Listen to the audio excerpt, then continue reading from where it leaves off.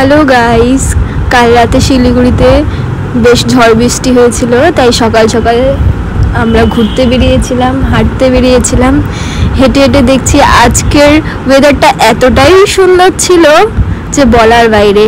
না ভিডিও করে আর তোমাদের সঙ্গে শেয়ার না করে আর থাকতেই পারছিলাম না, তাই আজকের ওয়েদারটা তোমাদের সঙ্গে তুলে ধরলাম। তোমরাও দেখো শিলিগুড়ির ওয়েদার। সকালবেলা চলে আসলাম বাজারে এসে দেখি চিংড়ি মাছ কিনে ফেললাম।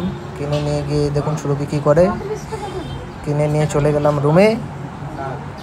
আজকের এই সুন্দর ওয়েদারে বেশ লাল লাল ঝাল ঝাল কিছু খেতে ইচ্ছে করছিল, তাই এই পটল চিংড়িটা বানিয়েই ফেললাম। বন্ধুরা, তোমরাই দেখে বলো কেমন হয়েছে। ডাল, পটল চিংড়ি আজকের স্পেশাল রেসিপি, আর আমের আচার, ভাত আমরা এখন খাচ্ছি। তোমরা আমাদেরকে তাড়াতাড়ি সাবস্ক্রাইব করে দাও। Bye bye.